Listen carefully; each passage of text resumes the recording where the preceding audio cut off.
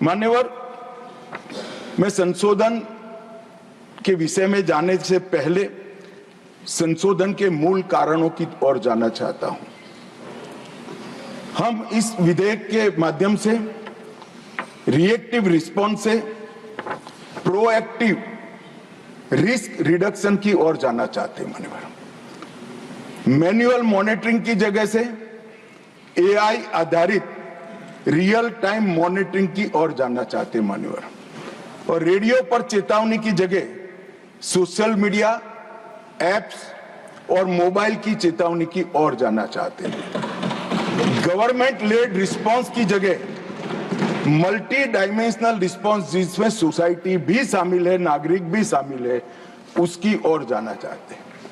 मान्यवर, disaster response में क्षमता, तीव्रता, दक्षता और सटीकता, ये चारों को समाहित करने के लिए ये पूरा विधेयक बनाया गया है।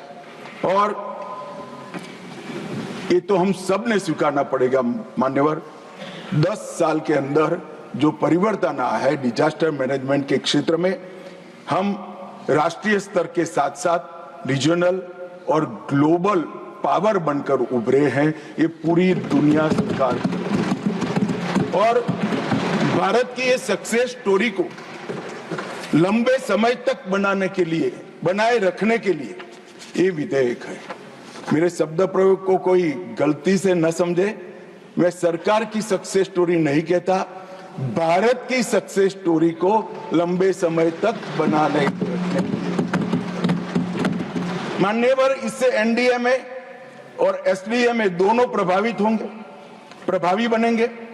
राष्ट्रीय और राज्य स्तर पर, दोनों स्तर पर आपदा डेटाबेस का सृजन होगा। शहरी आपदा प्रबंधन प्राधिकरण के सृजन की कल्पना इसमें की है, जो पूर्णतः राज्य सरकारों के अधीन होगा। और 15वें वित्त आयोग की जो सिफारिशें हैं, इसका 100% इम्प्लीमेंटेशन के लिए भी इसका एक खाका बनाने के लिए ये वैधानिक ताकत एनडीएमए और एसडीआरएफ को देगा। मान्यवर, इसके अंदर ट्रांसपेरेंसी, केवल इंफॉर्मेशन साझा करना ट्रांसपेरेंसी नहीं है, ट्रस्ट, क्रेडिबिलिटी और अकाउंटेबिलिटी, तीनों इसके अंदर, ये तीनों तत्व इसके अंदर डाले गए हैं। रिस्पॉन्सिबिलिटी, केवल कार्यभार सौंपना नहीं है, well defined roles, full stop comma में भी कंफ्यूजन न हो, ऐसे वेल डिफाइंड रोल्स हमने किया है। और साथ में नैतिक जिम्मेदारियों को भी डालना मान्यवर हमने काम किया है। एफिशिएंसी का मतलब पुराने विधेयक में केवल गतिशीलता था, हमने संसाधनों का सर्वोत्तम उपयोग, इसके लिए भी रिस्पॉन्सिबिलिटी फिक्स की। और सिनर्जी का मतलब केवल टीम वर्क नहीं है, हमारी तैयारी, सुप्रबंधन, समन्वय, तीनों कर सिनर्जी के साथ ये आपदा के खिलाफ लड़ने का इसके अंदर एक प्रयास किया गया है। तो ये 4 पिलर्स केवल शब्द नहीं है। अब आप इसकी धाराओं को देखोगे तो जब मैंने कहा ट्रांसपेरेंसी, तो धारा 2 इसको विस्तृत किया गया है, जैसे आपदा प्रबंधन, स्थानीय प्राधिकरण, mitigation, disaster risk, evaluation, exposure, recovery, पुनर्वास, शहरी प्राधिकरण, ऐसे नए शब्दों को परिभाषित कर ट्रांसपेरेंसी को हमने सुनिश्चित किया है। और धारा 13 गैर आवश्यक प्रावधानों को भी हटाने का काम ट्रांसपेरेंसी के लिए भी हुआ है। कुछ सदस्यों ने मुद्दा उठाया था धारा 13 को क्यों हटाया, मगर धारा 2 में जो एडिशन हुआ, इसके बाद 13 का कोई औचित्य नहीं रहता है। मान्यवर, रिस्पॉन्सिबिलिटी, जिम्मेदारी, इसके लिए धारा 3, 6 और 10 को लाए हैं, जिसमें एनडीएमए और एनईसी दोनों की रिस्पॉन्सिबिलिटी फिक्स करने का हमने मान्यवर काम किया है। धारा 18 और 22 ये भी रिस्पॉन्सिबिलिटी फिक्स करती है राज्य कार्यकारिणी समिति की, और धारा 56 लापरवाही और अवज्ञा के लिए अनुशासनात्मक कार्यवाही करने की शक्ति देती है, जिससे भी रिस्पॉन्सिबिलिटी फिक्स होगी। धारा 60A आपदा के दौरान निर्दोषों की अवहेलना करना और निर्देशों का संज्ञान न लेना, इसके लिए पेनल्टी का भी प्रावधान कर रिस्पॉन्सिबिलिटी को फिक्स करने का प्रयास किया है।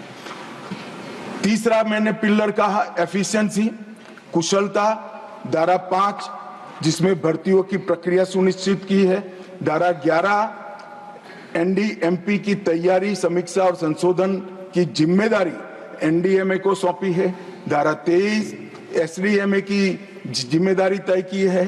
धारा 44A आपदा मोचन बल के गठन और एनेबलिंग प्रोविजन किए हैं। धारा 46 राष्ट्रीय आपदा मोचन निधि का अनुप्रयोग और इसको पारदर्शी बनाने की जिम्मेदारी इसमें तय हुई है।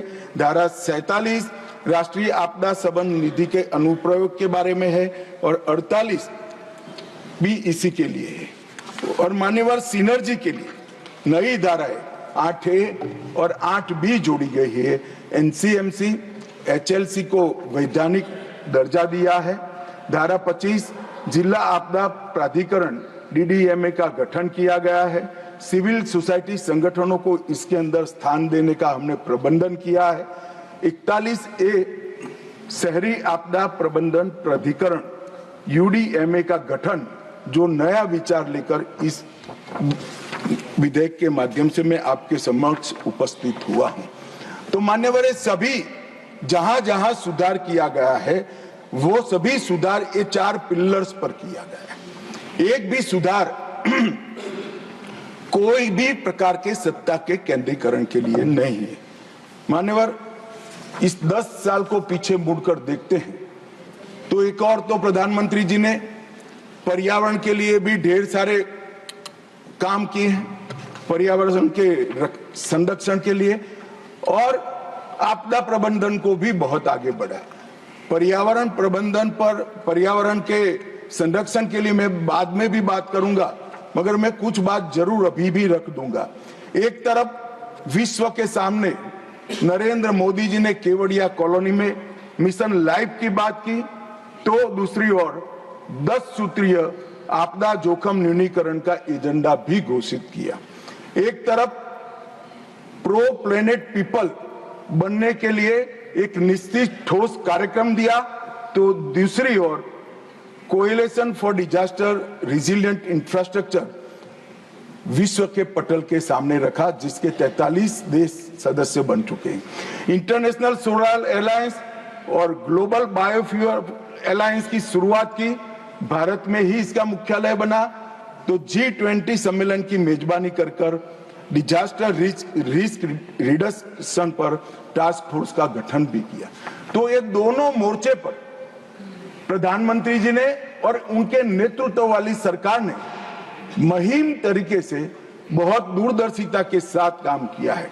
एक और तो पर्यावरण के संरक्षण से डिजास्टर न हो भविष्य में, इसके लिए प्रयास करना, और दूसरी ओर जो डिजास्टर आ ही जाता है तो उसके सामने वैज्ञानिक तरीके से लड़ने की पूरी सुसज्जता भारत के गांव से लेकर दिल्ली तक करने की व्यवस्था माननीय नरेंद्र मोदी जी ने की। मान्यवर, मैं आज आपदा प्रबंधन के लिए गुजरात के योगदान को भी इस सदन के सामने रखना चाहता हूं। 2001 में भुज में आई विनाशकारी भूकंप की घटना ने न केवल गुजरात, पूरे देश और विश्व को झंझोड़ कर रख दिया।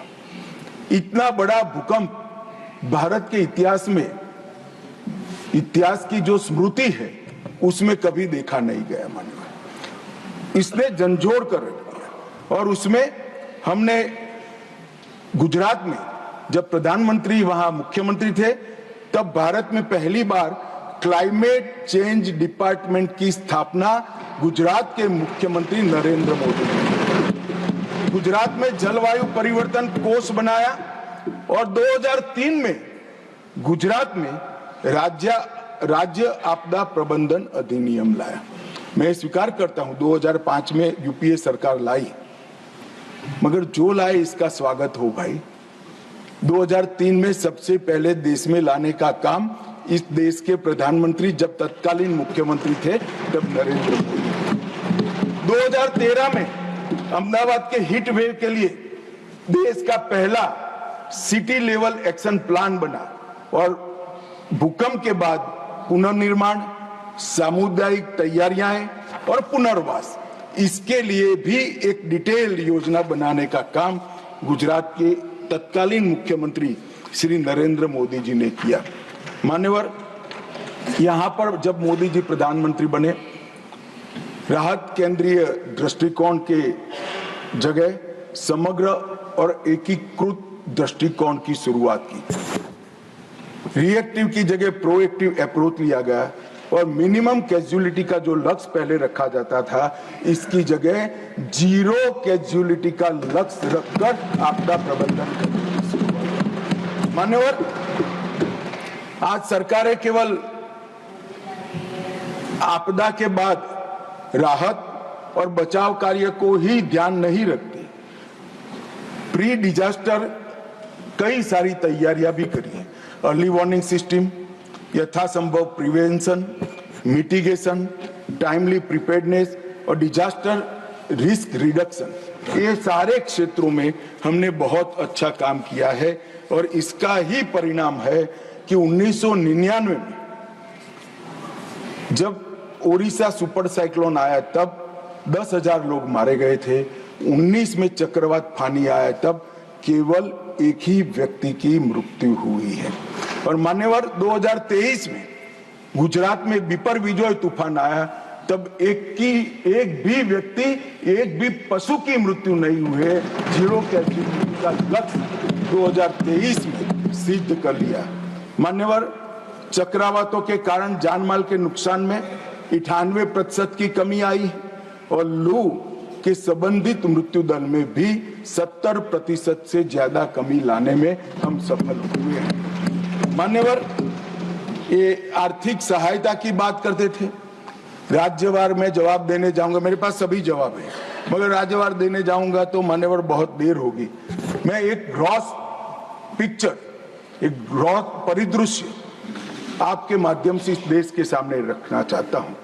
2004 से 14 में एसडीआरएफ रचना हो चुकी थी। एसडीआरएफ, इसमें एसडीआरएफ का बजट 38,000 करोड़ था और 2014 से 24 में 1,24,000 करोड़ रुपया। माननीय एनडीआरएफ, जो शुद्ध रूप से भारत सरकार का पैसा, 2004 से 14 में 28,000 करोड़ था और मोदी जी के समय में 14 से 24 में 28,000 करोड़ से बढ़कर 80,000 करोड़ करने का काम, और टोटल करें तो 66,000 करोड़ से बढ़कर 2 लाख करोड़ से ज्यादा दिया है। अब ये लोग फरियाद कर रहे हैं हमारी, जिनके समय से 3 गुना पैसा हमने राज्यों को और केंद्र की निधि से दिया है। आप लोग फरियाद करें।